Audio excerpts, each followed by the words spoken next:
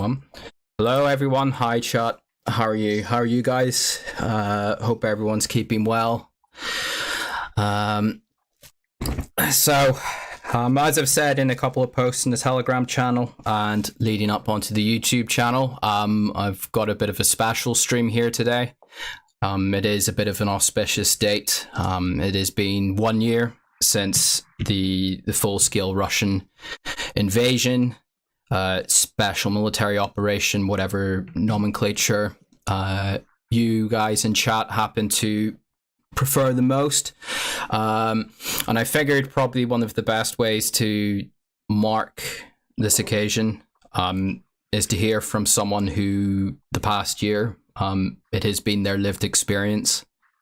At the end of the day, I'm just an idiot with a Telegram channel who's obsessed with this stuff and spurgs out about it. So I figured once in a while it's probably best to hear from someone who actually, unfortunately, has to live this stuff from day to day. So unless there's any outstanding audio issues, chat, which I'm sure you'll make me aware of if there is, I guess we'll get into it. So I'm joined with Ben. If you want to just say hello, Ben, just so chat can hear you. Hey guys. I know you guys don't like it. Only a part of chat. I guess if that contingent of my following is in the chat, will make us blatantly aware of it. But for people who are not aware, almost a year ago, I believe it was around about March 2nd, is whenever we first really spoke. Yeah. Ben is a Ukrainian, obviously. Whenever we first spoke with him, it was on a stream with Black Pigeon in George, way back in the opening stages of the invasion. The Russian tanks were approaching the north of Kiev, and there was fighting in the north of the city. And echo. Of course, there's going to be an echo. There's always an issue, but on his end. Bad echo on his end. Okay. I think what might be is the echo might be coming through onto my microphone. So whenever I'm not speaking, I'll mute the mic chat and we'll see if that solves it. So, but just to wrap it up on the introduction. So whenever I originally spoke with Ben, it was about a year ago, March 2nd, the Russian tanks were in the north of Kiev and there was fighting in the northern suburbs. And Ben was sort of giving us a impromptu interview as such from events live on the ground. Ben's been a fixture in the Telegram channel, at least for pretty much the past year. He pops in and out, gives a bit of his lived wisdom, which we'll go into, I would hope, in a bit, on military affairs, on how things happen in Ukraine. And I'm sure, as most people of my following will be aware, that there's a very vocal contingent in my chat who are very strongly pro one side of this. And whenever Ben makes his presence known in chat, they often target him. But to be fair to Ben, he often gives them far better than they give him. So major props to you on that, Ben. But I guess if I'll hand it over to you, Ben, if you just want to sort of introduce yourself. I feel a bit awkward trying to introduce you for you. Yeah, well, sure. I'm not sure where to start. So yeah, some of you may know me from the chat, some may not. I've been, as Mike said, I've been popping in and out when I have time and internet.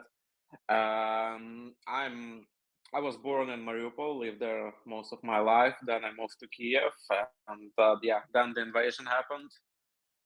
At that time when we were recording the first stream, I was just kind of, I was just at home trying to get my shit together back in the day.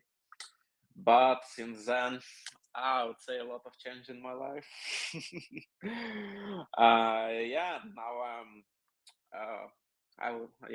How do I put it?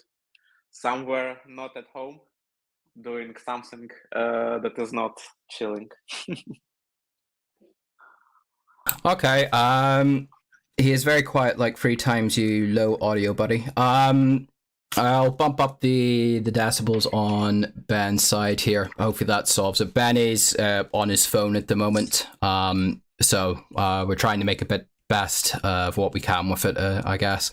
So hopefully bumping up the audio a bit improves it there. So I guess kind of the way to start this is a year ago today, like. How did you find out that it had happened, I guess? Like, what were you doing? When did you first hear that the Russians had crossed the border? And what was today essentially like about a year ago for you? Yeah, it was. I mean, it was all over the news in Ukraine.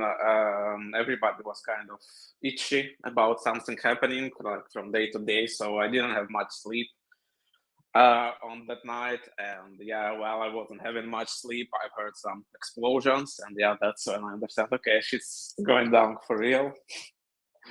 And yeah, that's what I mean. Yeah, first I thought it's just, I mean, originally I would say like half a month before it, I thought, yeah, they may like to try to hit some of our military targets with rockets and shit, but I didn't really think that they would invade with a ground force. That would have been retarded. And I mean, as we see, it is. Yeah, I mean, and 1 year ago, I just thought, yeah, I mean, they're gonna bomb us with rockets, but I believe we were prepared for it. I did not expect what happened, but yeah, I just popped into Telegram, checked all of the shit that's possible to know what's happening. Okay, so I mean, when it became apparent, so beyond the first day, I mean, up until sort of whenever you appeared on the stream with me, I mean, what was you and your family their concerns? Because obviously you didn't flee the city and you didn't flee the country in the end, but in the first sort of couple days before you came on the stream with me and Felix back then, I mean, what were you and your family most concerned about? Like, was it thinking about leaving the city? Was it thinking about just getting supplies? Or I'm just curious as to just the very first days. Like, it must have been an incredible time, a very stressful time, I can imagine, and just it must have been scary, to be honest, as well. Yeah, I mean, back in those days, the first thoughts were, I mean, they were not really about us, I would say. They were mostly about the family in Mariupol, because, I mean, yeah, Kyiv is getting kind of invaded, but it's not getting bombed to shit like Mariupol. So, yeah, that's were our first thoughts, and we were trying to get some kind of connection to them, to get some kind of hold of them, to make sure that they're all right. Because I mean, we were not going to leave the Kiev. At the time I could not go and get the weapon because my kind of what the fuck do you call it? The military ticket was in Mariupol, and they wouldn't give me one unless I have that. So yeah, I mean, the first thoughts were we're not leaving no matter what happens. And if possible, we are going to get weapons. Depends on how the situation goes. Okay, so you, I know you, which I think we'll go into in a bit later, but I know you went on to effectively take up the fight. But but in the early days, if you could have, you would have taken up weapons and fought had the Russians made it that far to essentially you and your family and your home at that time. I mean, yeah, definitely. If I was able to get my hands on the weapons, and if Russians were able to get that far, I would definitely at least engage in some guerrilla warfare in the city. Okay, well, I think we'll, before we sort of come on to what you've done in the year since, because you are from Mariupol, in a sort of roundabout way, you've had a first, sort of like a first class seat, as it were, to everything, I guess, from 2014 up until the escalation that happened a year ago today. I can remember we briefly spoke. I don't know if it was on stream or if it was just me and you privately. a while ago, where you said that you were basically apolitical and you didn't really think about all this stuff until 2014, and that you were sort of a Russian speaker and the like. So, what was it like in 2014, whenever what is manifested itself years later into the full scale war that there's now? But what was it like in 2014, whenever the conflict in the Donbas sort of erupted? Because I can imagine Mariupol was sort of a frontline city, and kind of in a bizarre way, you were there to a degree at the start, and now you were there again whenever the first invasion happened, as it were, in the Donbas, and then whenever the second larger invasion happened in Kiev. Yeah, I mean, what can I tell you about this? Yeah, I mean, it's not like I was completely apolitical. It's not like I hadn't made my mind about it. I knew that. I mean, everybody knew, except I guess some separatists in Mariupol, that it's not like random miners from Donetsk who are fighting us. It's not random miners from Donetsk who were trying to take over the Mariupol at the time. That it's all kind of Russian paid or actual Russian military stuff, whoever, like, what's the word? Fuck. I mean, yeah, like the whatever the fuck Wagners are right now, but back in the day when there were no Wagners. So yeah, I mean, it was like obvious to me, and it was obvious to most people, that it's not like how Russians try to call it, the civil war. It was definitely not a civil war. There were Russian forces against Ukrainian forces. Yeah, I mean, in Mariupol in that day, I was quite young, I would say, when the shit hit the Mariupol first. I did not understand much, to be honest. I was kind of, not trying to get too much into it. But as I grew older, obviously, I started to realize some stuff. I started to understand that this is not going to end in any time soon. When it's been like already 4 years, then that's when I joined the military. And I mean, my intent was not, when joining the military, not to kind of help it end quickly, but my intent was actually to be where I am right now, and my intent was to be prepared whenever the shit hits the fan really hard. Okay, so before 2014 happened, because Mariupol obviously is very close to Russia, and there's a lot of people who would regard themselves as Russian, or there was a lot of people who would have regarded themselves as Russian in Mariupol. But you yourself, like, what before 2014, what would have been, say, your view of Russia and of Russians, and sort of like what would have been the general view of, say, your family and the average person in, say, Mariupol or in wider Ukraine before this parting of the two countries in 2014? I would say the view in Mariupol and in Ukraine generally, especially the not the farmost west parts, it was quite welcoming to Russians, because generally in Mariupol and in Kherson and in Crimea, it was mostly like, I mean, from my perspective, I cannot talk about everyone, but from my perspective, especially in Mariupol, because Russians used to kind of go to Crimea every year, and they used to go like by cars through Mariupol. So it was like, yeah, okay, they're cool guys, or whatever. They have like, and yeah, it was mostly kind of more rich people. So they were driving like those, whatever it was back in 2012, the Land Cruisers, or what the fuck was it? They were kind of cool. They were kind of, everybody thought of them like, everybody thought of Russians that, I mean, I have to add an asterisk here, mistakenly sort of Russians, because, mostly wealthy Russians used to go through that route to Crimea. So they thought of Russians like, yeah, they're really cool. They earn a lot of money, not like us. So it was kind of, yeah, I guess that's the narrative that got most people into being separatists, I assume. And yeah, I mean, it was kind of, I would say, overall a positive overview on Russians from Mariupol. I wouldn't say anybody ever like kind of didn't like them or hated them. And yeah, obviously Mariupol 100% spoke Russian, and there were absolutely no problems with Russians back in those days.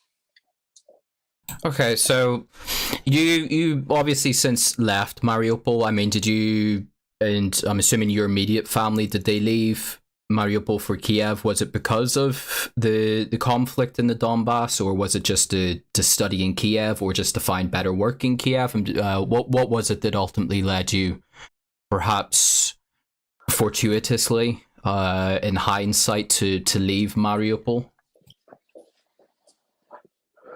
Yeah, I mean, definitely the 2014 hit kind of hard on our family. Not like because something happened, but just that we had some businesses and those due to war had to get closed. Or closed or kind of go into the negatives because people started to leave Mariupol.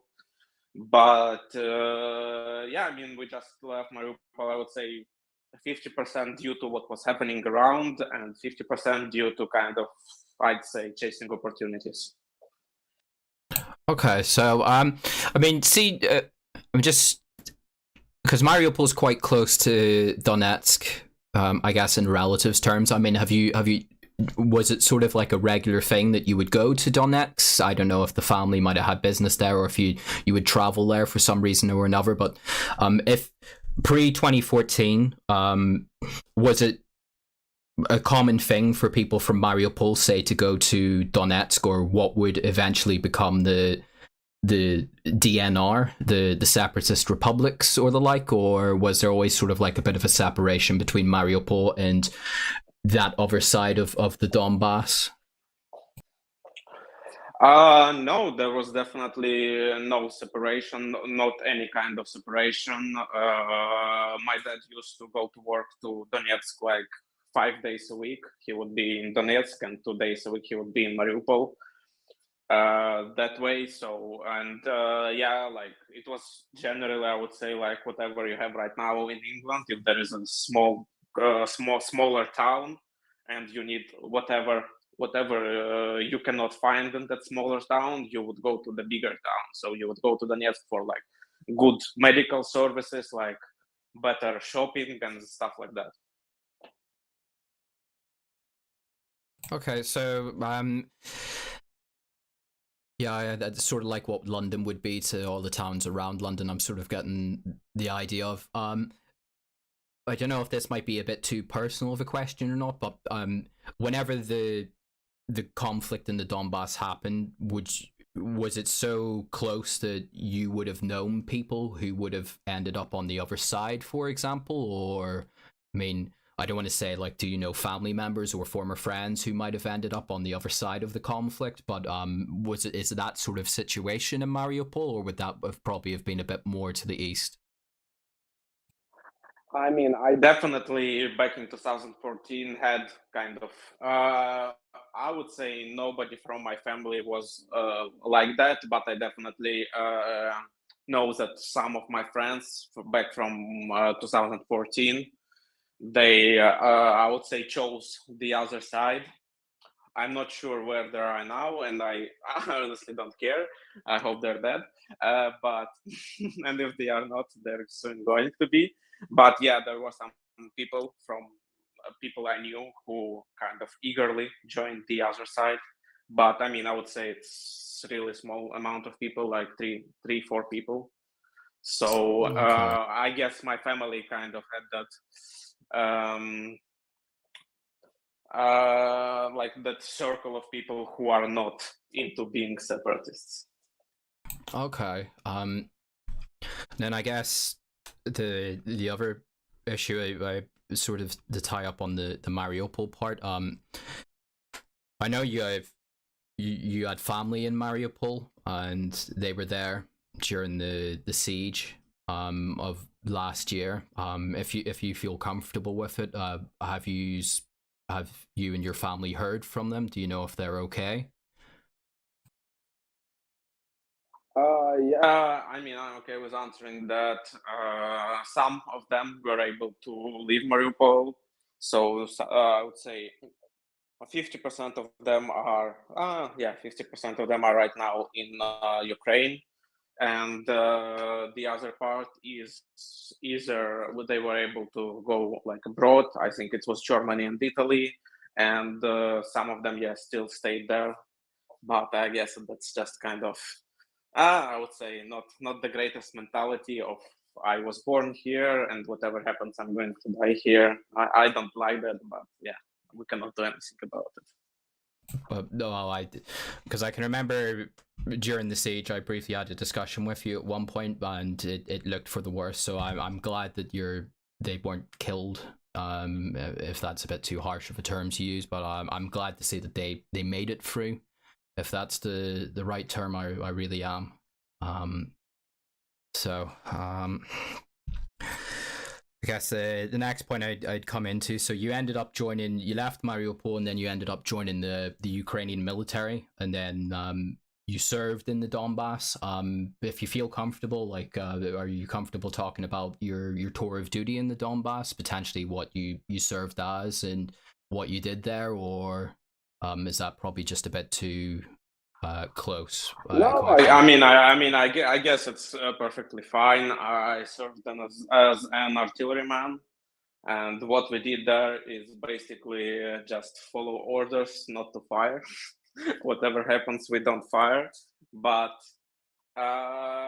in the first few days that I was there, we did fire a few times. I'm not sure, as I was kind of the guy who was bringing the shells to the gun. I'm not completely sure what we were firing at.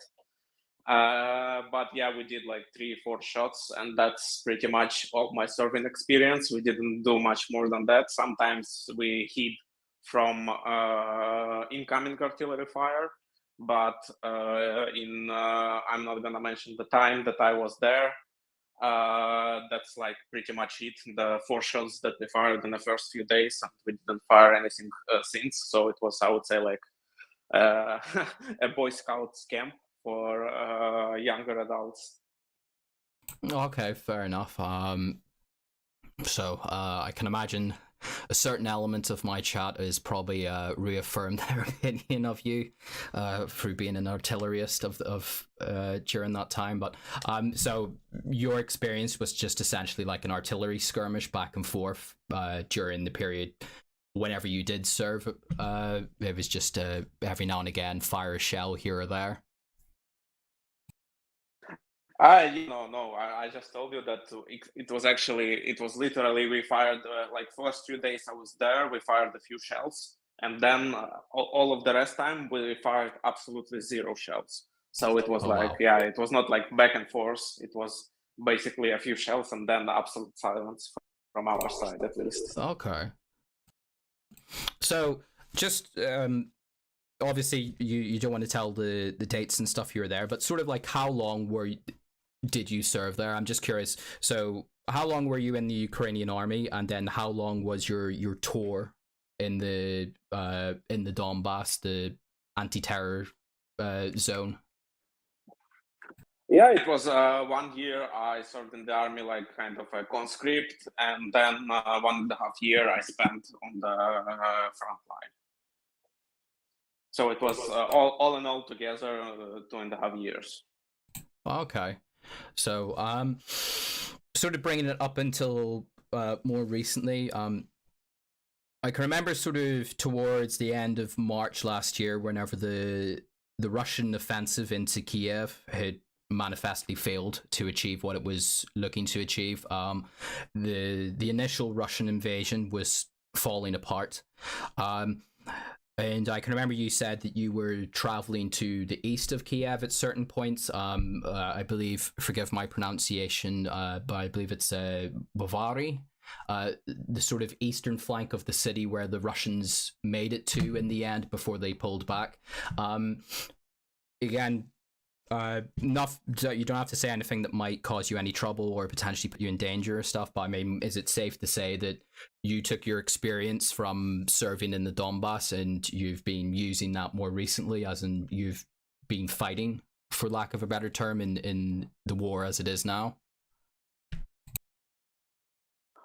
I mean, yeah, I guess it for me didn't really matter if I was serving before or not. I was going to join anyway, and I believe that I told it either on the stream or to you personally that I was not kind of due to injury actually taken while serving in the Donbas. I was not like 100% first line conscript, so I was not. It was actually kind of hard for me to get to where I am now because of my health conditions. But I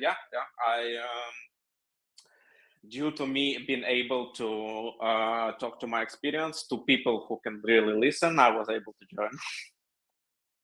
Okay, so if it's not revealing too much, I mean, did you join the territorial defense, or did you join the regular army, or one of the national battalions? I'm just curious as to sort of like which branch you ended up joining. Yeah. I mean, back in when the Kiev was under siege, I was trying to join the territorial defense, but to no avail, as I had not had my military ticket, and obviously, when the city is under siege, nobody's gonna give a fuck about trying to issue me a new one. But as soon as Kiev was not under siege, I was able to get kind of a new military ticket, and I was able to join the regular army. Okay, so as of now, you're part of the regular Ukrainian army. Yeah. Okay, so you've been fighting with them pretty much since March of last year. I would say around April, somewhere around that. Okay, because I've actually wanted to have you on stream many times throughout the year, but I've always known that you were doing something. I never inquired as to what, because it's not my place to. And every time you'd pop up in chat, you would hint at certain things, and I've always wanted to bring you onto a stream, but at the same time, I was of the mindset I'm just an idiot on the internet in a faraway country looking at what you're essentially living. Like, why would you want to come on to some random person's stream and talk about it? I'm quite looking forward to sort of finding out what you've been doing over the past year, as much as you can say. So is it safe to say that you went back into artillery, or have you moved into sort of like another branch of the service, or? Yeah, I definitely stayed with artillery. I can even tell you what kind of stuff I was doing. So yeah, obviously, as I had experience as just operator of the artillery. First, I joined as that, and in quite a few months, I was promoted, and now I'm taking care of some of the. Okay, how to not to mention it? Yeah, I don't want to mention my brigade, but I'm taking care of. Yeah, you can call it logistics. Okay, fair enough. I mean, if it's not going to reveal too much information, are you at liberty to say sort of where you have been over the past year, sort of on what fronts you've seen service? Yeah, it's fine. And mostly, I would say most of the time I spent on the Kharkiv front. Sometimes, to some, I would say, exceptional occasions, I had to move somewhere else. I'm not going to say where, but yeah, most of the time, and right now I'm on the Kharkiv front. Wow, so you're pretty much at the crux of the action. I guess that's why you were very active in the Telegram chat last September. That sort of puts things into a bit of perspective then. Yeah, I mean, I was not trying to spoil anything for you guys, but yeah, they had it coming. Oh well, not going to show a bias in this. I'm unbiased as always, chat. I know that is. Yeah, there's some of your fans are in the YouTube comments. They wish you well. I'll put it up as politely as I can. But so what's sort of been your experience of the war at its current tenor? I'm assuming it's obviously on a much higher pace than what it was at the Donbas. I mean, sort of like what is the day-to-day experience that you go through as things as it stand? Yeah, I mean, the day-to-day experience is, especially for what I'm doing, is kind of rough. I guess, I mean, yeah, I'm not like an infantryman. I'm not standing in the, whatever the fuck is it called? Yeah, I'm not standing in the trenches 24/7. I'm kind of happy about that. Not gonna lie, but yeah. Anyways, it's at least like 18 hours of work every day I have to do. It's at least 18 hours of going places, doing stuff, being kind of under some artillery fire every day. Yeah, I mean, I would really wish that by this day today, I would be drinking beer somewhere sunny, preferably Mariupol. But yeah, it is what it is. Well, I'm sure we all wish for peace in some form or another. It's just what type of peace, I guess, is the issue that's up for discussion. So out of your experience on the front, do you notice? I'm not too sure as an artillerist if you sort of get an idea of I guess the people directly in front of you are the frontline infantry, the Ukrainian infantry, but the Russians that you're kind of shelling, do you get an idea of who they are? Like, say, if you're told to shell this target, are you told sort of what battalion it is? Like, is it troops from the Russian army? Is it Wagner troops? Is it troops from the DNR? And out of that, I mean, the point I'm sort of trying to come to, like, do you notice if there's certain Russian troops or certain Russian artillery units are better than other ones? And sort of, is there certain units that if you're told these are the guys you're facing, I don't want to say full of dread, but if you're told you are shelling these guys, is it like, okay, we know these people they're shit, they're incompetent, or we know these guys are actually good fighters and such, so we know it's going to be a bit of a hard fight as such? Yeah, I can answer that definitely. That it's for anybody. It's really hard to tell whom you're shelling. So yeah, even if you have, I mean, sometimes you can like go to people, ask people to show some drone footage. You can see the drone footage, but even then, you're not completely sure whom you're shelling. But yeah, actually, due to me being on Telegram quite a lot, I'm able to kind of get a gist. I wouldn't say I know the full information, as I'm not high enough rank to know it, I suppose. What the fuck? Whom exactly is facing us. But yeah, if you get some drone footage, and yeah, the best show to know whom you're facing is how good they are. So how good their counter battery fire is, how good they hide their shit, and stuff like that. And I would say honestly that the best we had. There was actually one, what the fuck are they called? I guess division of Russian army. Those were the best that faced us ever. Yeah, they were really good, and they had that. Yeah, I don't want to mention it. Yeah, fuck it. I'm gonna mention it. They had quite a lot of the artillerymen had quite a lot of kind of, and I guess it's like whatever the FSB or whatever was it. They had quite a lot of Lancets or whatever they called the kamikaze drones that Russians use, like not the Shahids but the small ones. Small ones, yeah. So they had. They had quite a lot of them at some point, and what was like a real pain in the ass. And we lost quite a few good men there, quite a few good guns. But I'm not sure what actually happened to them. Either they were moved to some different front, or we actually were able to take out quite a good amount of them. So they had to go to regroup or some shit. But as far as I'm aware, they're nowhere to be found right now.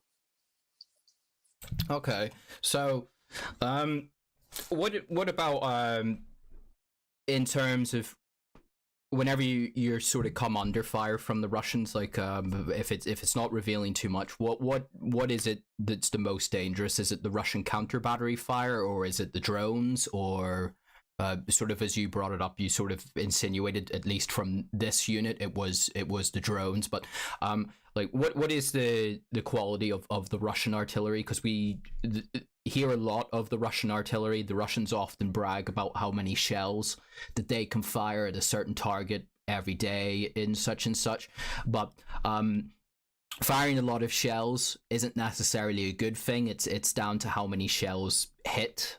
Sort of, as someone who knows the trade, for lack of a better term, like how would you rate Russian artillery and sort of Russian counter battery fire? Is it sort of like a sledgehammer, or is it just sort of is it fairly accurate? I mean, is it what the Russians hype it up to be, or is it very much down to what specific unit happens to be at the front manning the guns at the time? Well, I mean, that's kind of a complex question. I'll try to answer it kind of simply. At least at what I faced, the counter battery fire is shit. Yeah, I mean, for a lack of a better word, it's shit. I cannot. I cannot think of many instances where the actual counter battery fire was able to perform well. So basically, when our gun is shooting and they kind of identify where it is and shoot back at it, it's really shit. But sometimes I'm not sure what it depends on. We were not able to find out today why. But sometimes their reconnaissance is better than other times. So sometimes they are able to see us approaching, and they are able to prevent us from firing. But honestly, from my experience, I would say it's quite limited. It's not like I'm taking care of 100,000 artillery guns. From my limited experience, the counter battery fire that Russians have right now, at least on my front, it's just shit. They could do better. If they, I don't know what's the issue. They don't have radars, or they don't have something. But yeah, it's just not good. I know that it can be good, because I would say back in when,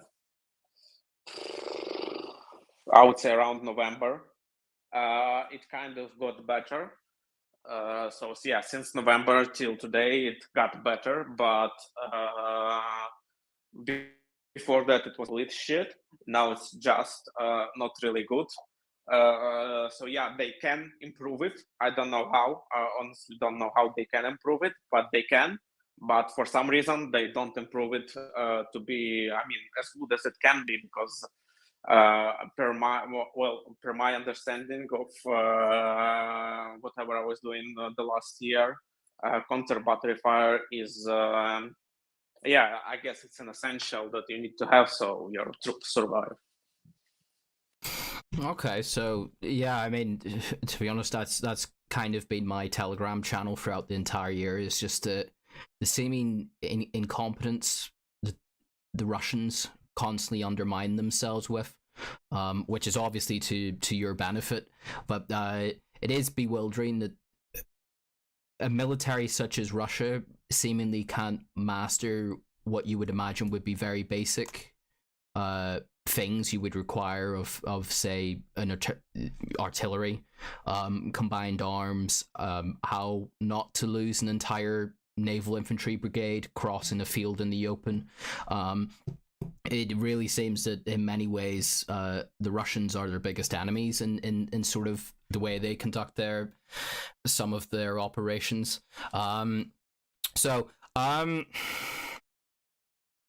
Yeah, I mean, I can add to that, saying that actually, I would say, yeah, if you take the whatever artillerymen are doing and the counter battery fire, I would say this is the hardest part of it.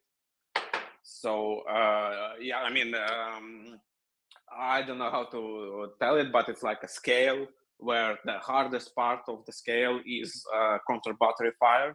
So per my assumption to date, I might change it going forward, but per my assumption to date, they just don't focus as much on counter battery fire. They focus more on just being able to hit something on the front line, not trying to actually actively take out our artillery. I mean, that's what those kamikaze drones were doing. But I think, I mean, I know the chat's gonna be angry about it, but yeah, per my understanding, they just don't have enough trained enough troops to be able to conduct good counter battery fire. So they just kind of abandoned it and have focused on just trying to make a breakthrough on the front then. I guess sort of things like HIMARS and probably the Panzerhaubitze and the S-90 and other Western artillery guns were probably just kind of frustrated the Russian counter-battery efforts to such a degree that they just abandoned it at the end, unless they happen to have a lucky drone strike here or there. No, I would not say it's like that the Western artillery is kind of only in that regard game changing. I guess it's just it's just regular artillery, but Western and newer than what we have. I would say it's just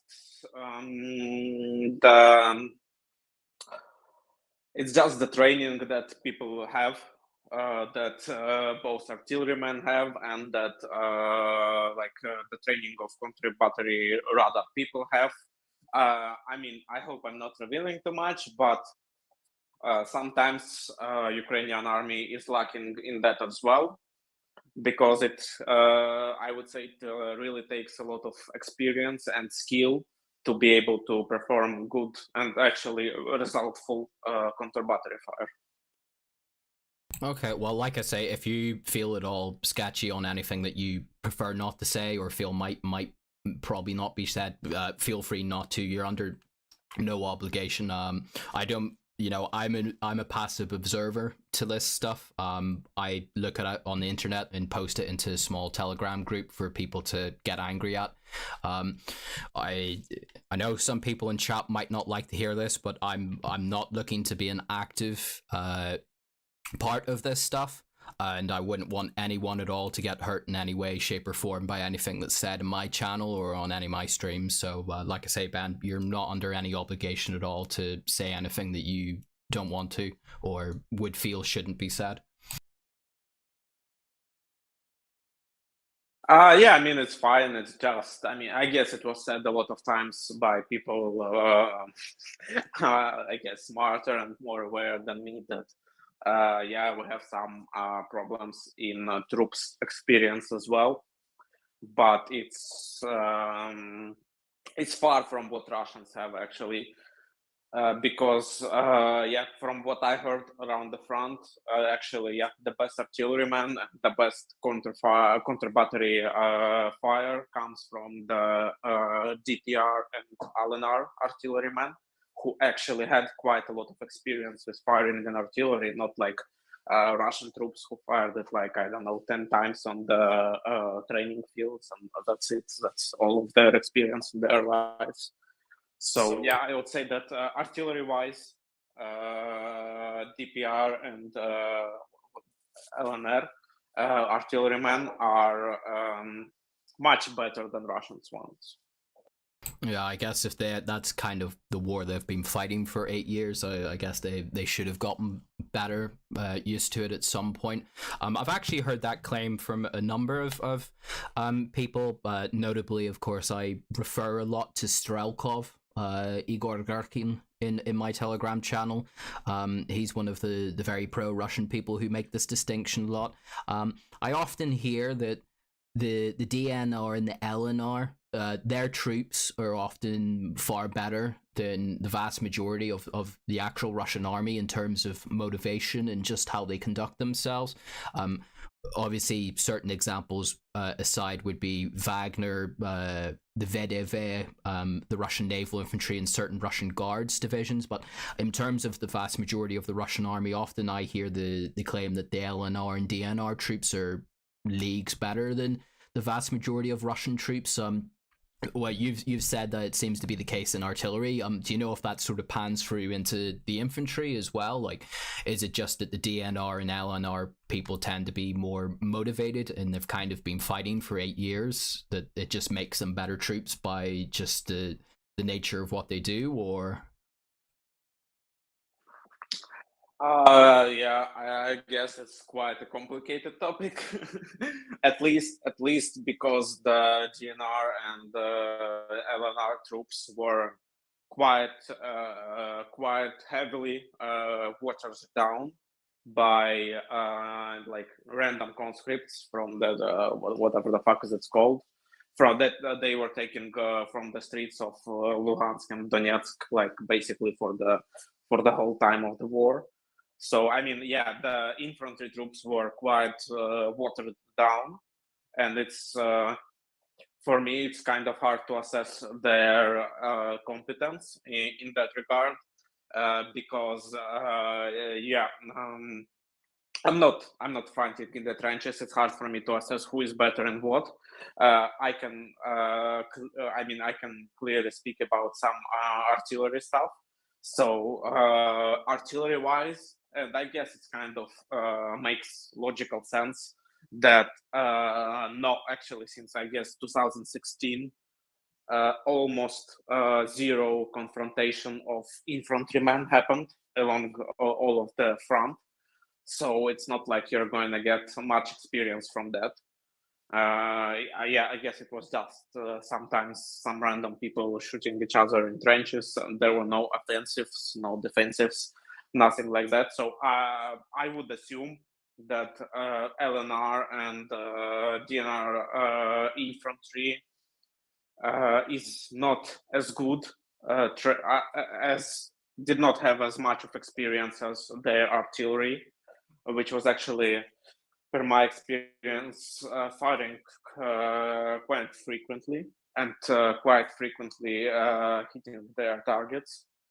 So, I mean, yeah, that's just my take on it, that infantry just basically didn't have enough confrontation with us to get much more experience than the Russian troops.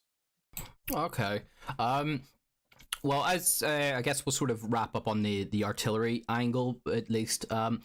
There's a lot of discussion at the moment on both sides, but especially on the Ukrainian side, that there's a lot of shell hunger, that Western support in terms of just keeping enough shells to feed the guns is becoming an increasing issue.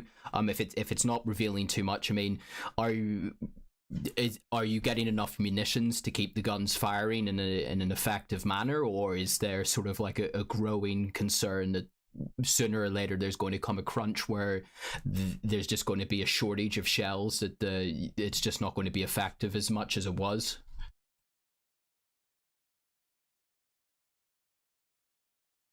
Okay, let me let me think of how to phrase it correctly. Yeah, so basically, I think I even mentioned it in the chat recently that the best thing from my perspective that we have gotten so far from the West is Excalibur rounds. Yeah, I mean, obviously, they're artillery as well, but specifically the Excalibur rounds, which are, I would say, 95% hits. So, I mean, it's really hard to miss with that one. So, I mean, if we had 30,000 of them, that would, the war would be over pretty quickly. But yeah, we don't. So we have to make do with what we have. Not even regarding the Excalibur rounds and other guided munition for artillery. Not gonna mention it. I wouldn't say there is a shortage per se, but okay. Let me distinguish some stuff in my head to tell it correctly. Yeah, no I problem. mean, I wouldn't say there's a shortage per se, but we are firing less than we want to. Let me put it this way. Let me say it like that. If we were able to fire as much as we want, it's 100%. If we were able to fire as much as we need, this is 50%. And currently we're at about 33%. Okay. Yeah, that kind of illustrates that's actually a good way to sort of illustrate it, at least from what I'm thinking of at the moment. Okay, so whenever you sort of get like targets, is it all just down to drones? Does it come down to sort of like people flying drones, marks a target, fires it up to command, and then they pass it down to you, or sort of like how does because there's a lot made about drones. Everyone's talking about how drones are used in this war, from dropping grenades themselves or to pointing out targets for tanks and artillery. I mean, is that sort of the experience you have, that most fire missions that you're allocated comes down to essentially a drone, or does it still come back to sort of like infantry at the front line who are under attack send you back coordinates? Or I'm just curious as to sort of like how the process works. That's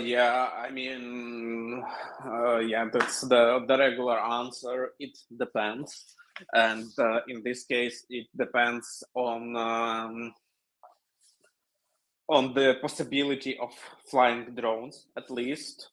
So sometimes some parts of the fronts are more saturated with Russian air defense systems. So I mean, the moment that we notice that there are air defense systems, they become the main priority for us.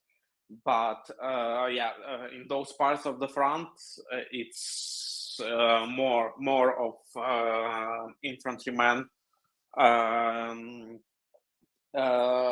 kind of conveying us the coordinates where the artillery needs to hit. But I would say 75% of the front is not that saturated with either air defense or what the fuck is it called in English?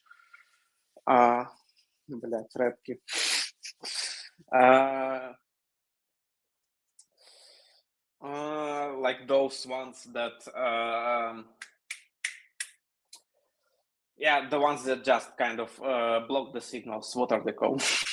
Oh, the anti-drone gun things, or no. The ones that block all of the signals in the area. like electronic warfare. Red. I don't know how to say it in English. Red. So either those or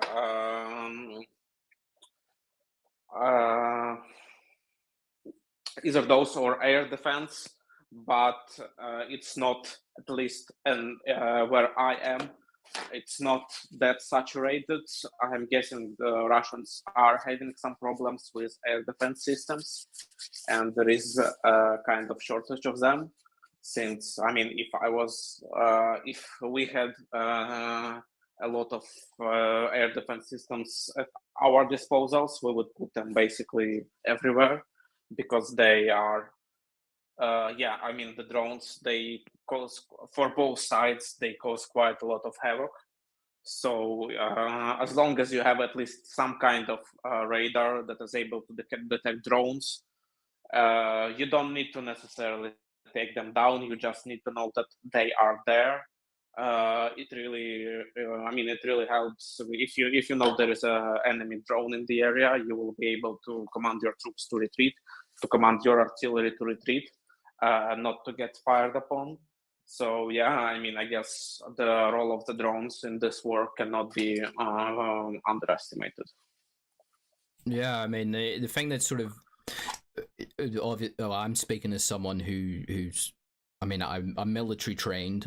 But I've never been in combat and stuff, so my take's probably irrelevant here. But it always seems strange how we constantly get these videos of these drones flying what appears like 50 meters above a soldier, and then it drops a grenade on them. And I don't know if it's because I've seen civilian drones like like little personal drones, and they do make noises. So I'm just curious as to how soldiers don't seem to hear these things, or why they don't seem to fire at them with their small arms. I don't know if I just have a wrong impression of this stuff, and it's actually a lot harder than what it looks to try and shoot one of these things down. It's just quite I don't know how to word it, but the advent of drones, just the way they're being used, and it's quite terrifying, honestly, seeing some of the footage of what can be done with these things to people, and to and just the damage and havoc they can cause. Yeah, actually, I had a conversation quite recently with some of the infantrymen regarding the topic of drones being overhead, and people kind of not seeming to notice them or not trying to take them down. And what he said to me was that if you are sitting in the trench exactly on the front line, the only thing you can hear is gunshots and the heart pounding in your ears. So I guess that would be an accurate description of that. Yeah, it makes sense. Behind the gunshots and behind your heart pounding in your ears, it's not that easy to hear the drones even 50 meters ahead of you. Actually, come to think of it, but I should have considered that.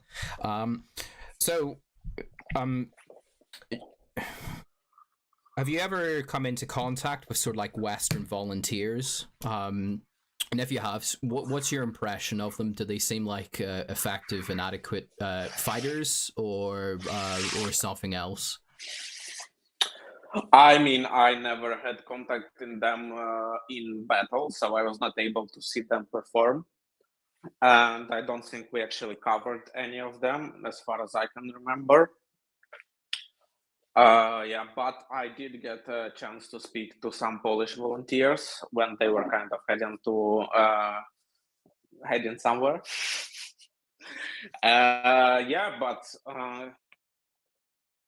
For me, I cannot assess their effectiveness or whatever, because, as I told you, I didn't come in contact. We didn't cover them.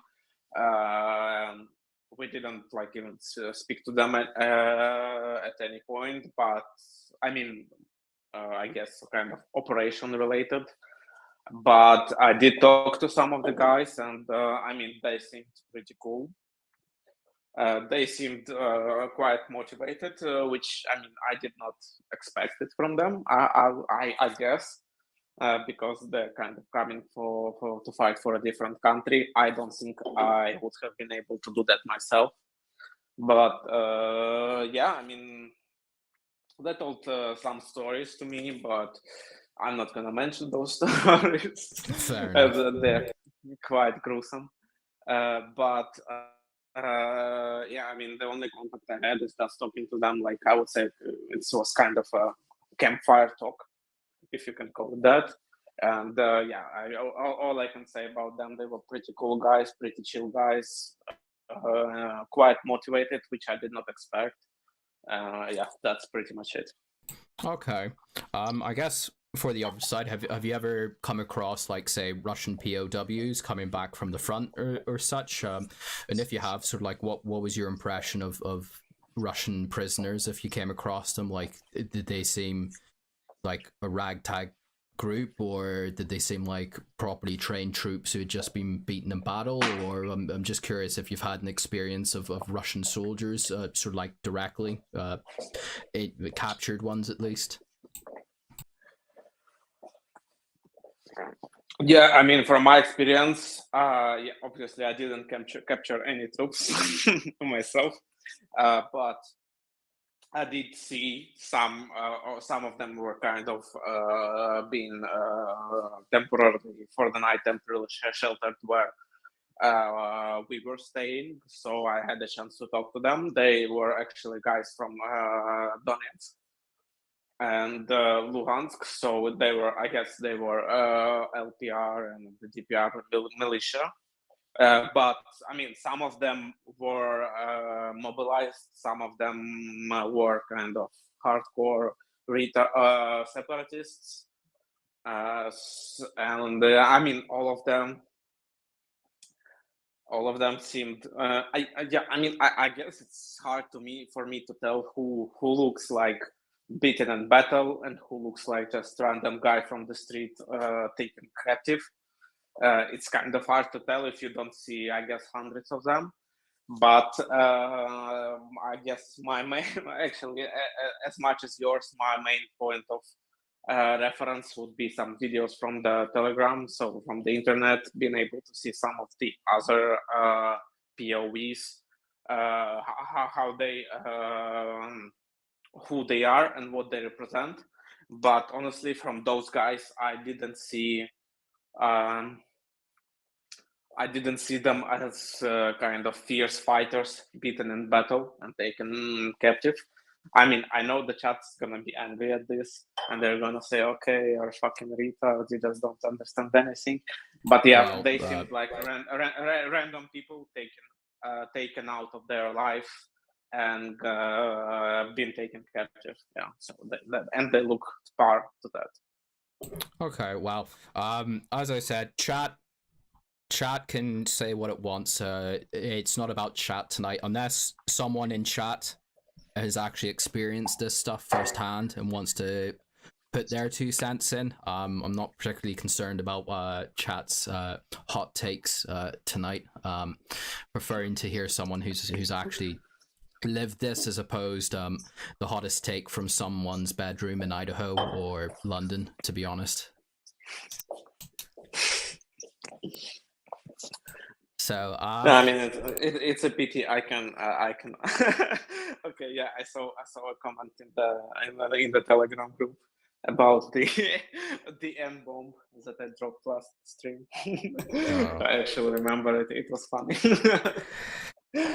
Wow, if chat is, my chat can be many things, but sometimes it can be quite funny, even if it's pretty fucked up at what it's being funny over. But just I guess moving a bit off the front and the fighting itself. I mean, do you how often would you say get leave? I mean, how often do you get to say go back to Kiev or go to Kharkov, or sort of like get away from the fighting? Is it sort of like on a regular basis, and how does that sort of work? I mean, when I was actually operating a gun, it was extremely rare. I mean, people got it extremely rarely. I never got mine. I never got to leave the gun, so wherever the gun goes, I go. But since I was kind of, I don't know how to put it, promoted, I guess, I've had some more kind of freedom of my movement. So sometimes I'm able to get to some places that I myself want to. I wouldn't say it's often, but like yeah, just once for 1.5, 2 months, I'm able to just to go to some place and chill for 1 or 2 days, just like think about life, look at the night sky and stuff like that. But like if we're talking about kind of official leaves for that, I mean, I know that some people get those, but uh, how do I put it? I'm not ready yet to take to trying to challenge mine, because I mean it's not an easy process to get a leave unless you have some very kind of good reason for it. So I guess maybe some of your family dies or whatever. Then you have kind of a good reason to leave. But I'm not rushing to get my leave. I know that some people get their leaves, but I'm not rushing to get my leave. I'm just comfortable where I am, and I want to kind of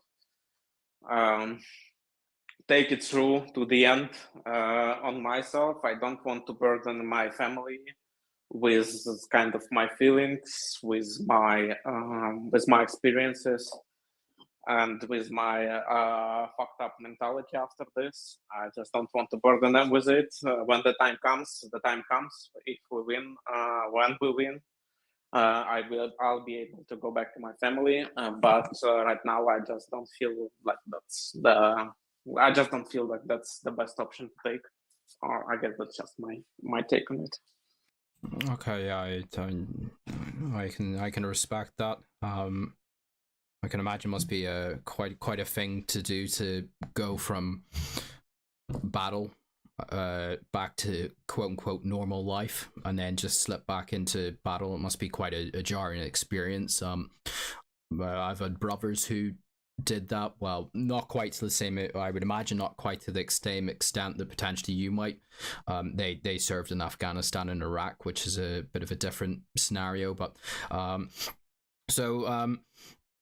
you said that you do sort of 18-hour days and the like. I mean, is it whenever it is an 18-hour day, is that just constantly feeding the gun, or is it sort of like a few hours feeding the gun and then you might get an hour sort of off for chow and just to chill out, or is it just if it is one of those days, say like there's an offensive going on, is it just 18 hours just putting shells in the gun and sending them down range?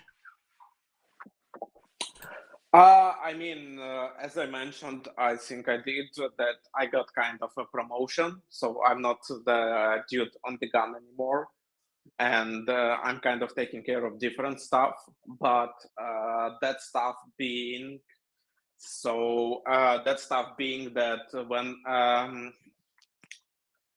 when there is something planned, I would say, happening, the people with the guns need to know where they're going and where they're going to put their guns at, where they're going to shoot, where do they get their ammunition, when is the time to reload, where do they get their new ammunition, and where does that new ammunition come from, and where is that new ammunition stored. So that's kind of my primary aspect of work. Okay, so Should I yeah, put it? probably not exactly feeding the guns themselves, but yeah, I guess providing the logistics as such for the guns must be pretty time consuming in of itself and a different kind of stress. Yeah, I mean, especially since we have quite a wide range of calibers right now. It's a bit of it's a bit of fucking exhausting, but and especially that Russians are kind of specifically targeting whatever small or even not small depots that we have with ammunition. It's obviously, I mean, for us and for them, this is the primary target, not the guns themselves. So yeah, you really need to. Yeah, just a second. Sorry, I'm getting a phone call. Be back just a second. I apologize for this chat.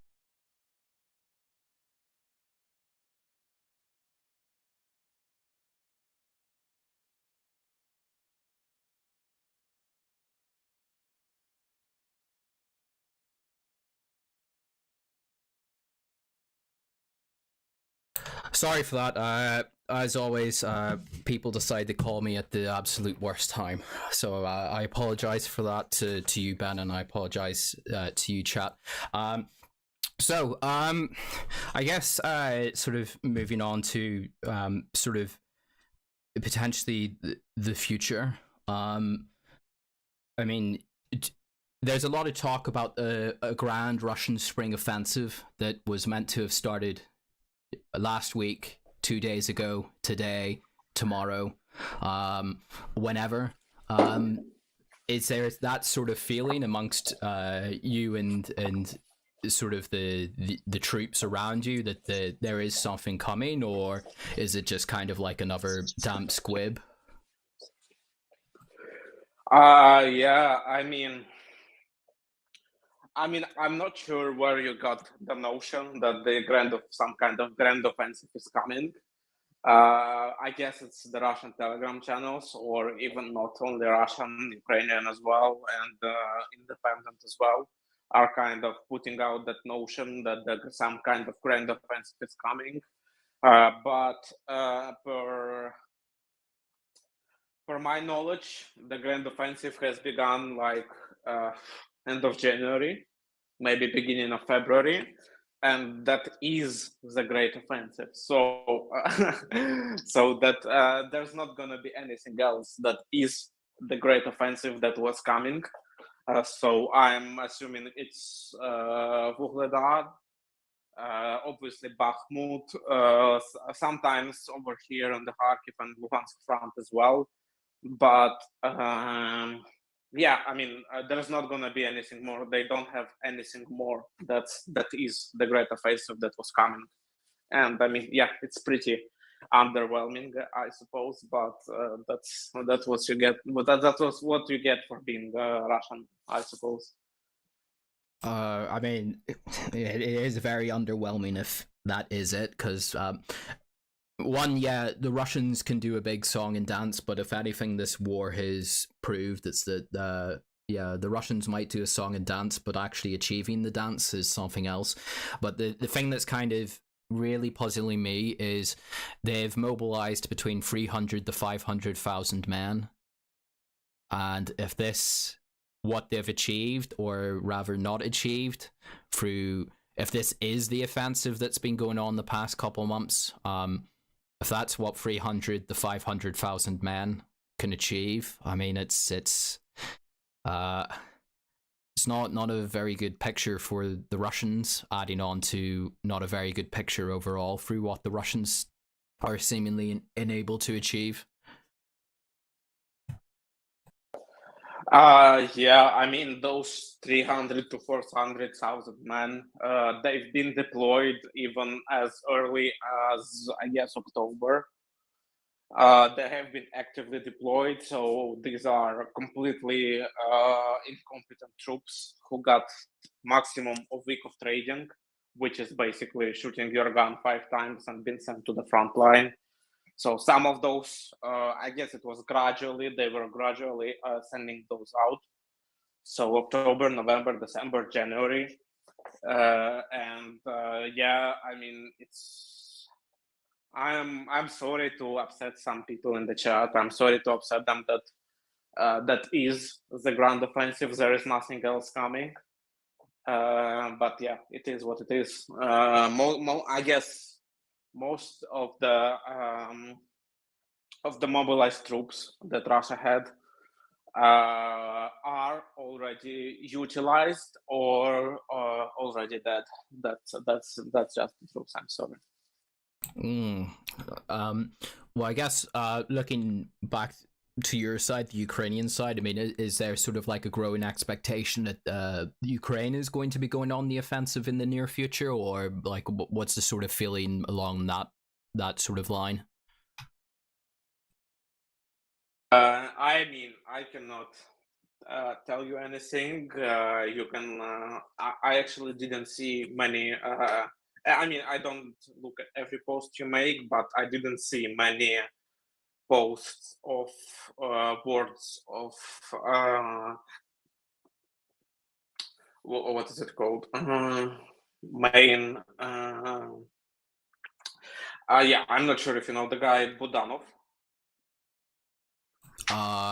So he's like our main. He's like in Ukraine. He's the main military reconnaissance, or what is it called? What is it called? Fuck, I don't know fucking English. What the hell? It's okay, don't worry. I don't know Russian or Ukrainian. Yeah, so it's just like the. Is it like the press officer, like the guy who announces stuff, or is it like the guy, the head of intelligence, or? Yeah, the head of military intelligence. Okay, yeah. Yeah, so I cannot comment on any offensives going forward. Maybe some of the offensives have to do with the fact that we are using 33%. Maybe not, who knows? But yeah, I mean, everything he said so far came out to be true. So I don't know. Maybe some people should listen to him. Okay. I guess just there was a quick comment in chat. I'm not too sure if this is kind of like in your purview or not, but someone in chat's just asked, like, what's your feelings of a possible front opening in Moldova against the Russian troops in Pridnestrovia? I know it's probably. I mean, that's actually a great question. I think it's not going to happen because there are a lot of downsides to it, especially political ones. But I mean, I'll be fucking excited if it happens, because there is obviously that one depot with quite a lot of ammunition. I mean, nobody knows what condition it is in. Maybe it's all fucking rusted already. Maybe it's rusted even 10 years ago. But I suppose U.S. military intelligence is aware of this. And I suppose if they're aware of this, they could have shared information with us. So I would say that it doesn't really matter to Ukraine, the state of Pridnestrovia or Transnistria. It doesn't really matter what is it, like still a breakaway state, is it whatever. The only thing that matters to us is the ammunition that they have. Okay. So going forward, I mean, I don't know if this might be. How do you see the year ahead going forward? Do you think that the war is going to end this year? And if it does, do you think it's going to end like with a Ukrainian victory? And whenever people sort of talk about victories for Ukraine or Russia, it's hard to sort of nail down what that would actually look like. Sort of you personally, if you feel you want the answer, like how do you view the war is going to end? Is it going to end with Crimea and the Donbas returned to Ukraine, or is it going to end with most of the territory returned to Ukraine, but perhaps other parts not? I mean, just how do you see things going forward as they are? Yeah, I mean, for me personally, and for actually, I would say all the people that I brought this topic up with from Ukrainian military, the only acceptable solution is going back to our borders of 1991. So this is the only victory that we will ever accept. And I mean, I completely agree with it. I'm not going to stop until we have Mariupol, until we have Donetsk, until we have Lugansk. until we have Crimea. But I know that many of the stuff depends on the political decisions. Like I would assume maybe some kind of peace where we take back Donetsk Oblast, Lugansk Oblast, but don't take back Crimea or some kind of shit like that. I mean, I personally will not agree with that, but that would be at least some kind of peace. At least people will stop dying. So that, I mean, I will not agree with it, but it's kind of acceptable, I would say, at least. But or Crimea getting kind of some kind of its own independence. I don't know if there were precedents like that in history of a territory being split between two countries with influence on it, or some shit like that. Because I know that for Russians, Crimea is kind of a sacred land that they hold as their own. I mean, they obviously don't care about Kursk Oblast and Belgorod Oblast, but they do care about Crimea because it's kind of a reputational risk, I would say, or whatever. So yeah, they don't care when Kursk is getting shelled, they don't care when Belgorod is getting shelled, but if something happens in Crimea, it's something happens in Crimea, what the fuck, Ukrainians are attacking Russian territory. Yeah, but for me, the only acceptable end of it is, I mean, I don't want to say it, but it's either the borders of Ukraine of 1991 or my death. Oh, it's a pretty stark choice there. Well, let's say hypothetically Ukraine of 1991 is achieved. Let's say that is the outcome. Moving beyond that, going back to my question whenever I was asking how did you and how were Russians viewed pre-2014, if that is the outcome of the war, do you think there's any sort of reconciliation that could be had with Russia, with Russians? Like, what I'm trying to get at is the war is ongoing, and I know it's hard to say it at the moment because, well, you're actively killing each other, but do you think that there could ever be a point where Russians and Ukrainians might ever be reconciled with each other, where they'll probably never be friends again as such, but where they could move beyond what has happened, as far and as hard as it might seem at the moment? I mean, I don't for a second doubt that there's going to be a point in time where Russians and Ukrainians kind of start to feel comfortable with each other. However, there are some complications to that. Should I put it that way? Namely, I mean, let me put it in a bigger picture, because if I'm talking about this, I'm thinking about something like Germany. So Germany is okay with France right now, right? And they were okay with France like already 50 years ago. And France was okay with Germany 50 years ago. And France and UK, who had like 300 years ago, 400 years ago, had quite a lot of beef between them. So they had quite a lot of disputed territories, quite a lot of wars they partook in against each other. But I mean, I assume they are quite fine with each other right now. But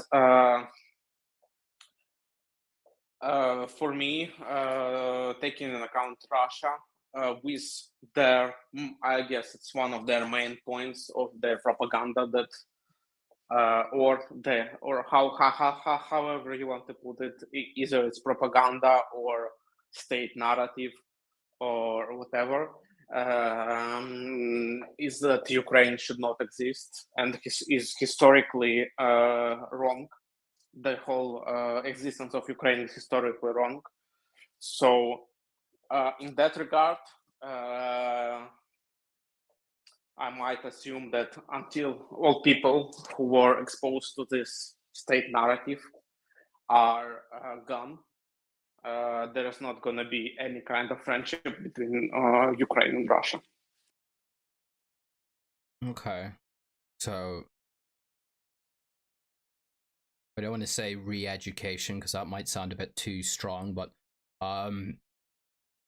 Russia would have to accept the existence of Ukraine. I mean, that doesn't sound like too an extreme a position because that was kind of Russia's position before last year and before 2014, but under different borders.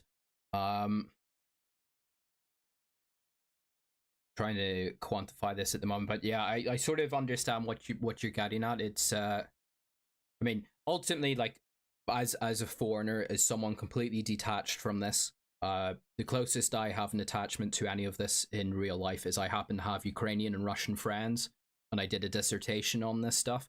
That's like my association. That's my connection to this stuff, which is basically none. So take this as like someone completely detached from this. But I mean, I sort of view it as a tragedy on many levels. One, obviously the death and the destruction that's happened, but also sort of like this parting of what I would have imagined are very fraternal peoples, very close peoples, brotherly nations such as Russia, Ukraine, and Belarus from each other. To me, that's sort of like a tragedy in of itself. The people who should be very close and very friendly with each other are now at war with each other. That to me is sort of like a profound tragedy in of itself.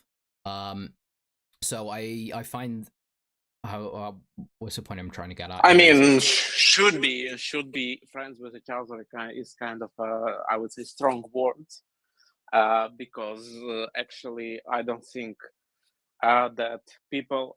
I know the chat is going, and whoever is going to deny that Ukraine existed before 1991 or whatever, but the only thing that held current Ukrainian territories and Ukrainian territories of border from 1991 together with Russia was basically military power, since I guess since forever, since Russian Empire started, since forever. The only thing that held these people together was military power from Russia. So I guess that's just my take on it, that Ukrainians and Russians were never kind of close. We were never friends. The only thing that ever held us together was military power from coming from Russia. Okay. It's quite a I mean, it's a different look on Belarus, because Belarus was obviously kind of partially in the same boat as Ukraine all these years. I mean, they've been in the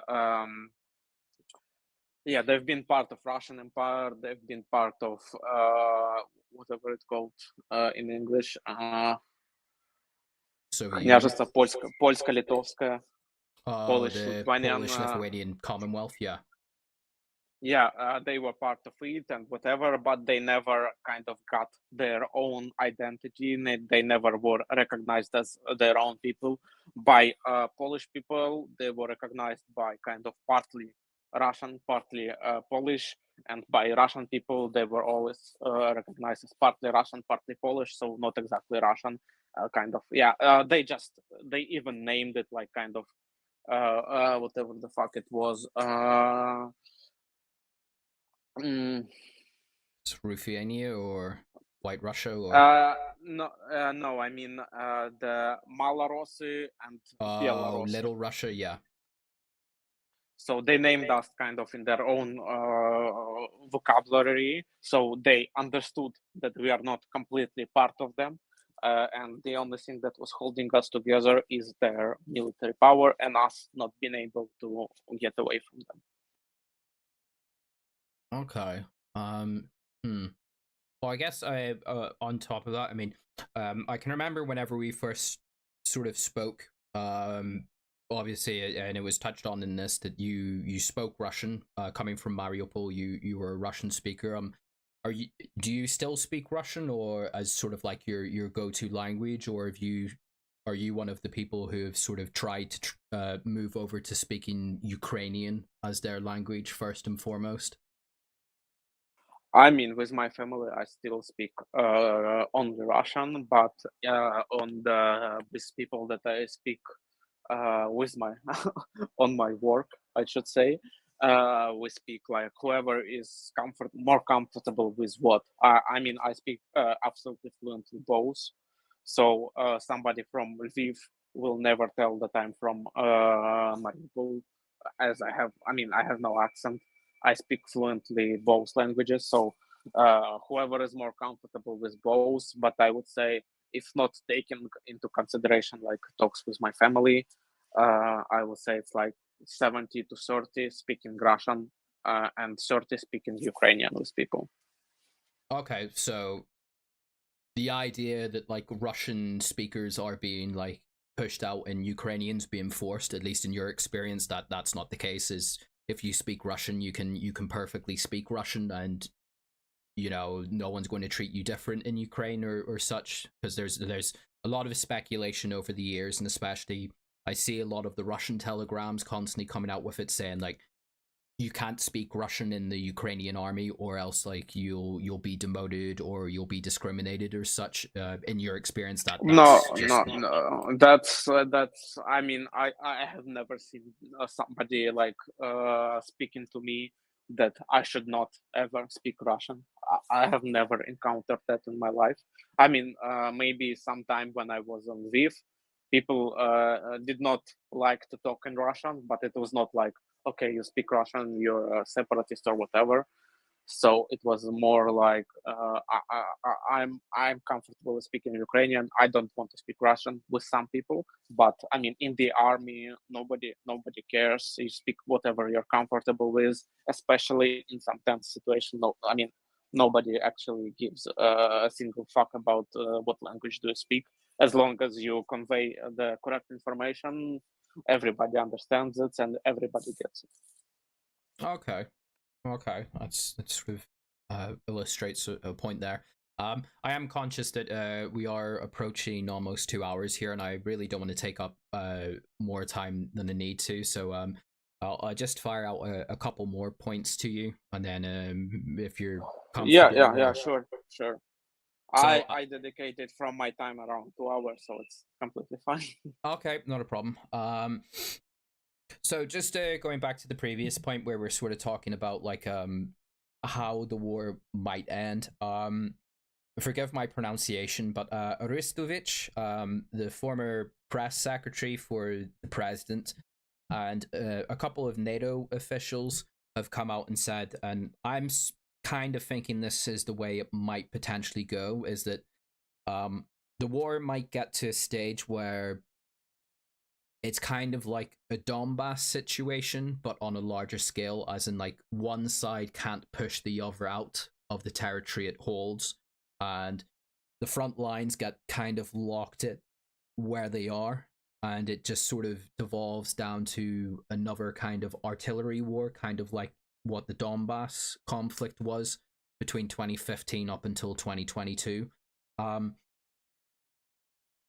if that scenario was to come about and there's some kind of peace of sorts that resolves from that, sort of like how would you feel towards that? I mean, you've obviously said that there is a victory scenario that you envisaged and you can't really accept anything aside from that, but if this was the scenario that was to come about, I mean, like how do you think that would go down in with yourself, with the Ukrainian troops, with Ukraine in general?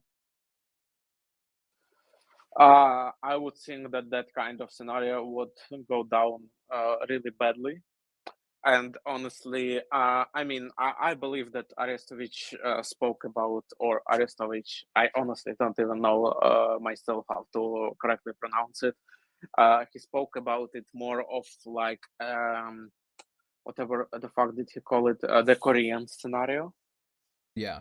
uh, where part of the Korea became kind of with one party, and the other part became this other ideals and party. But I mean, this could not be the case in this situation, because Russia already pronounced that the Donbas and Kharkiv, or no, Kherson and Crimea and Zaporizhia are already their territory. So it cannot go into that scenario that those remain kind of a separate country with their separate leadership.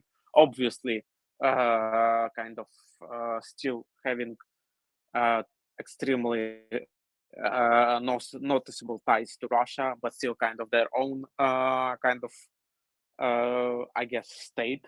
But since Russia pronounced it as their territories, it cannot end up as that. And I believe nobody in Ukrainian political specter, or especially in Ukrainian military, will ever accept it.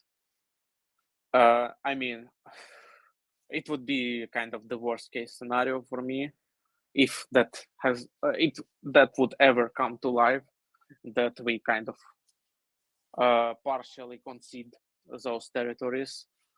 I'm here to fight until the end, until the borders of 1991.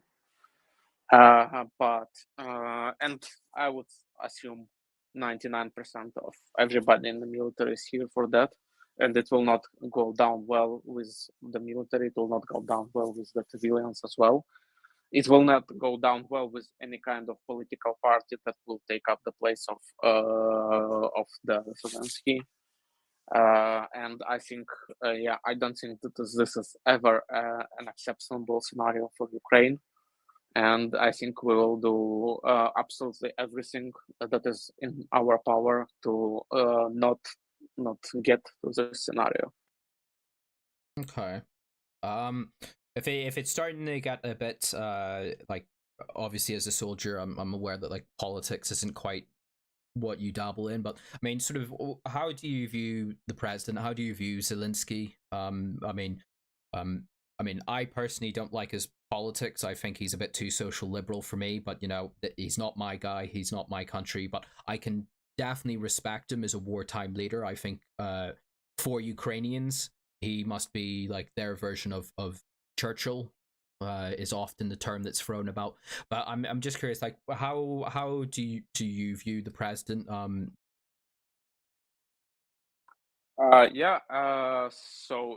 didn't. I mean, I didn't vote at all at the last election because I just didn't see anybody as a suitable candidate. I mean, yeah, for me, actually, the closest one to being kind of adequate was Zelensky, because I really don't like Poroshenko. That's the I only don't think reason many why people do. that's I guess the only reason I kind of leaned towards Zelensky, but I didn't like his policies as well. I didn't like what he brought to the table. I mean, I guess for me it's kind of the same as you told, that he showed up to be an extremely good wartime leader, and I mean, from what I can see, he's not taking at least from that's the point, that at least from what I can see, he's not taking part in any kind of military decisions. Maybe he is, I don't know, but from what I can see, he's not.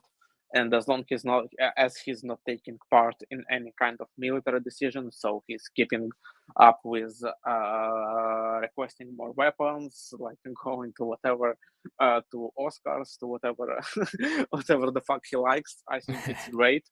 I think he's doing a good job as of being the president, and that he's not taking any kind of commanding role on deciding what are the military decisions. That's the part that matters for me, and that's the part that I respect about him. And I think that he's doing his job really well. Okay.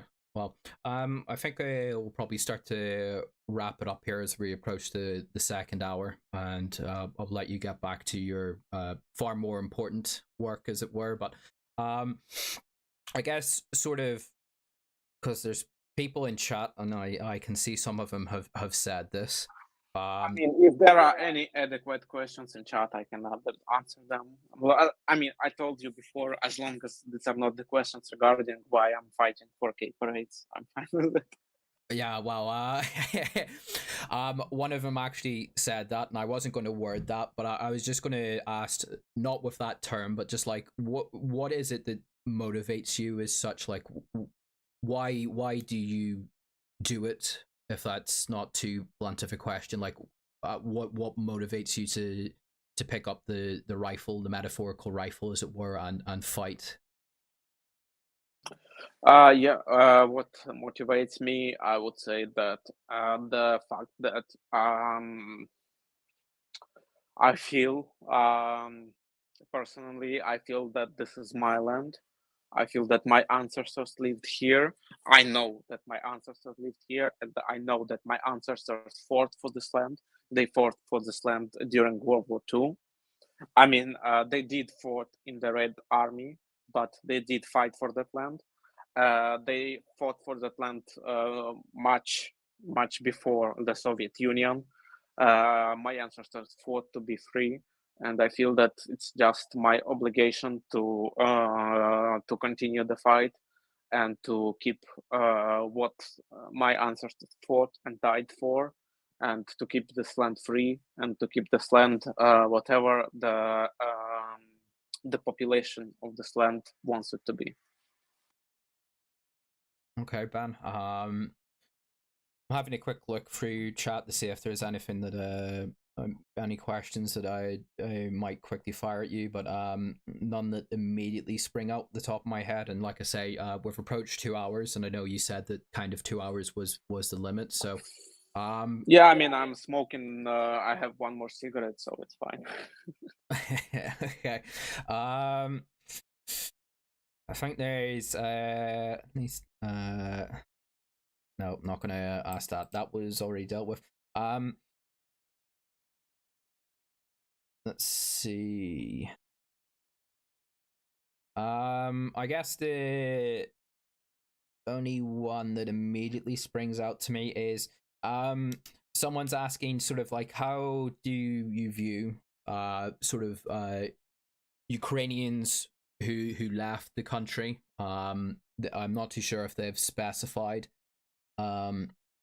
like, is it women and children, or if it was people who were fleeing sort of like service or the like, but so like what's the view towards, say, Ukrainian refugees who've left Ukraine? Do you think that many of them will return and help rebuild the country, or do you think like sort of like Ukraine has potentially lost even more people through permanent immigration?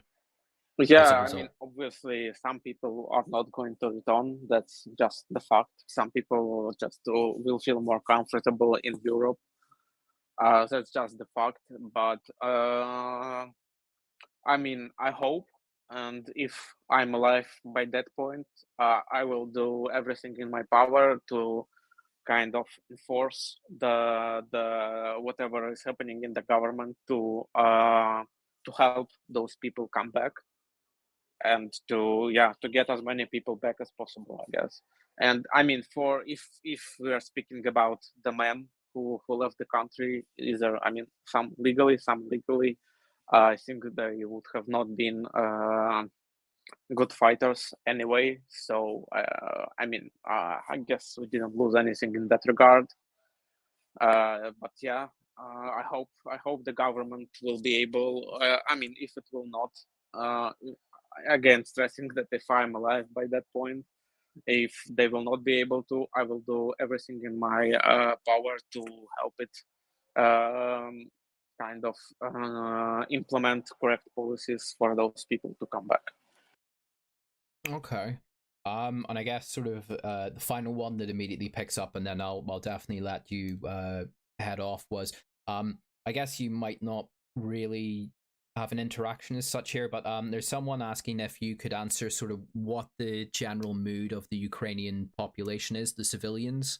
I don't know if you've sort of come across civilians where you are as such, but sort of like what is their attitude and their sort of general demeanor and mood if you come across them and interact with them?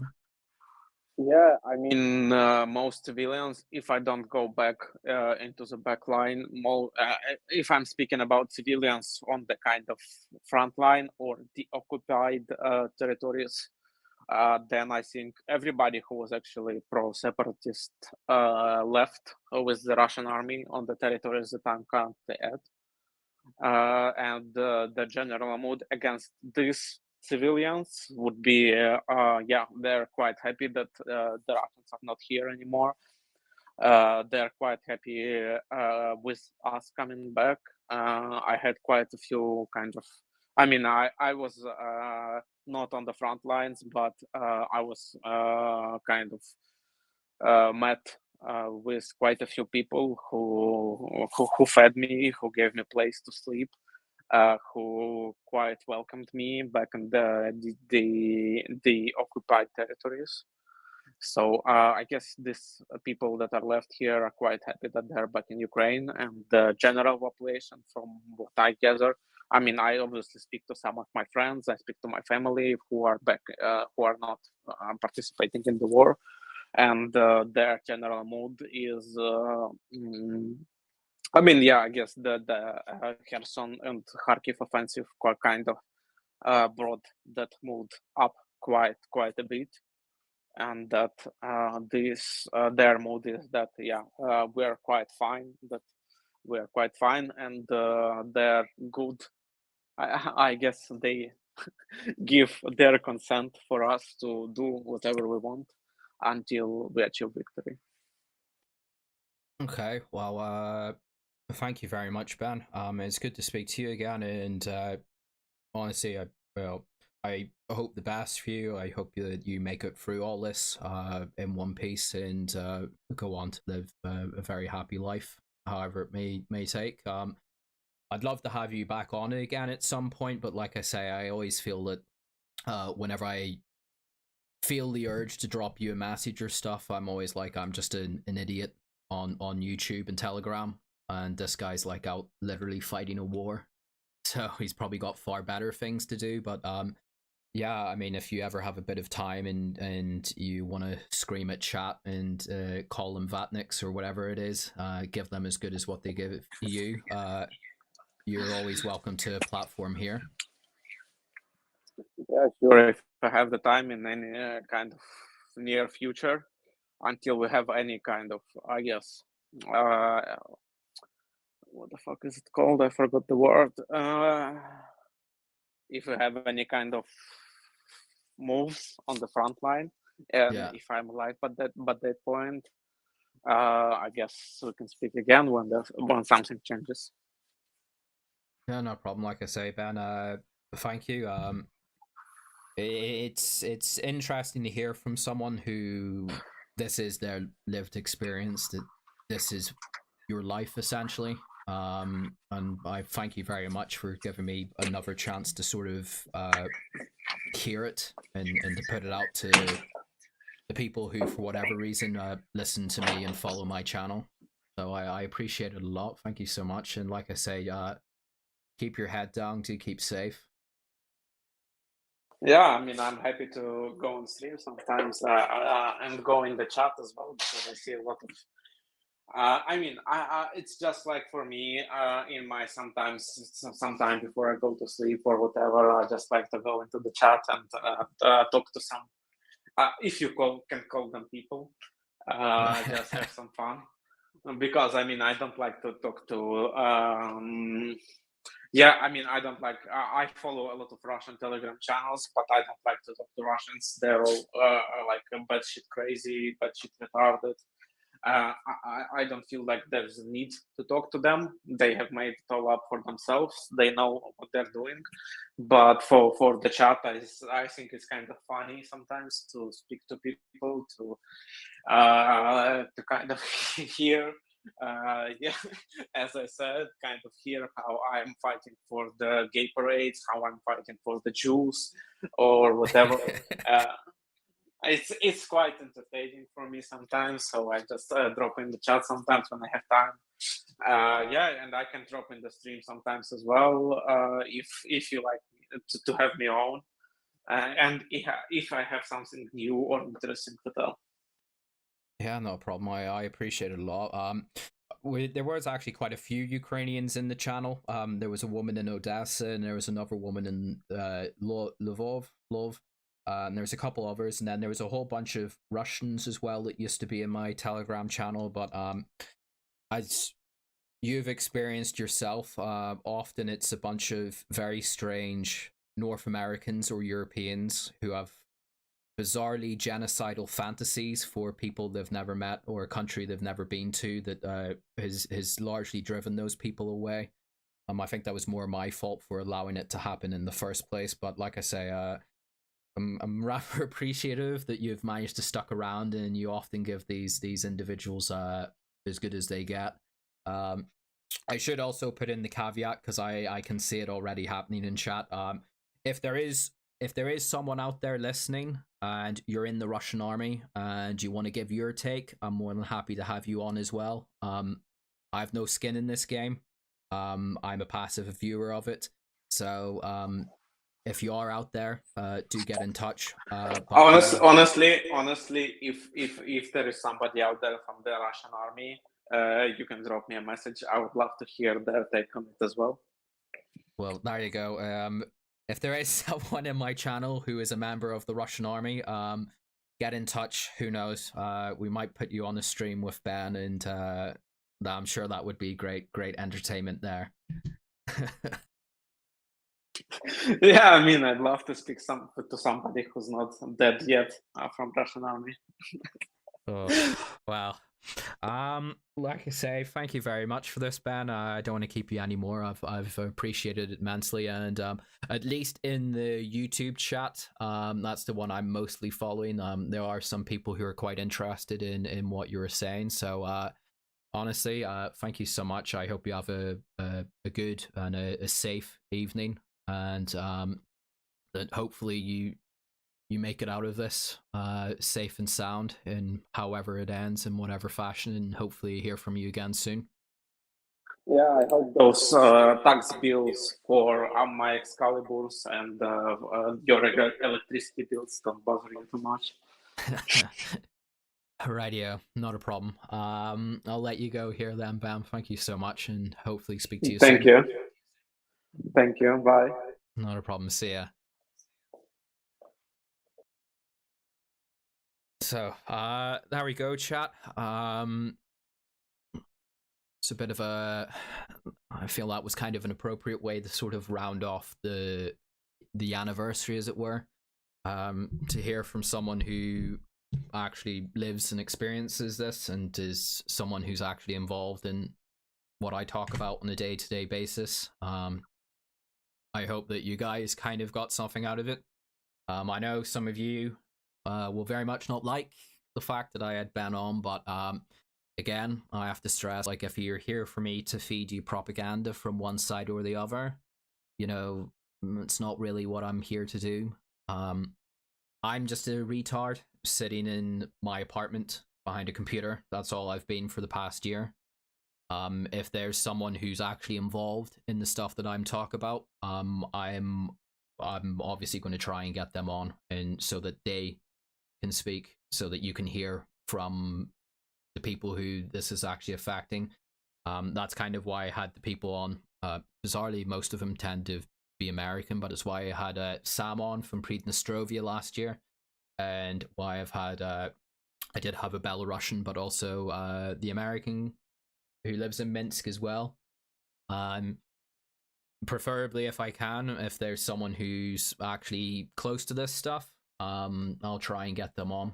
And like I say, early last year, when the war happened, there was a guy who did claim to be a reserve officer in the Russian army, based in Rostov, who got in touch with me for a couple weeks, and then he just kind of dropped off the face of the earth. I don't want to read too much into what might have happened to him, but if there is anyone out there who is actively involved in the Russian side of thing, or the DNR and LNR side of thing, like I say, I try to be a neutral platform. And as much as I'll have Ben on, I'm more than happy to have someone from the opposite, as it were, side on it as well. Especially considering most of the stuff I tend to forward content from tends to come from the Russian angle. That's just kind of how I've settled into thing, more focusing on the Russian side of thing than the Ukrainian one. But yeah, I hope you guys got something out of it. I found it quite enlightening, and it's good to see that Ben is relatively keeping well after a year. So yeah, and Short Farrell for $100. Thank you so much. That's so generous, honestly. I would feel remiss to keep that all myself. So I hope you don't mind, Short Farrell. I will probably donate half of that at least to a relevant charity. I'll try and find a non-partisan charity that helps people affected by the war, and I'll probably send $50 of that to that.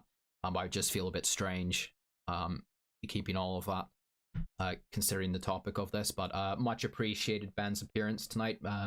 I did as well. So with that, guys, I'm going to wrap it up here for the evening. Thank you so much. And I hope that everyone listening and everyone in general has a peaceful night as much as they can wherever they are. And yeah, I don't want to get too gay, but just hope that this all comes to an end sooner rather than later. So with that, guys, thank you so much, and I'll speak to you all again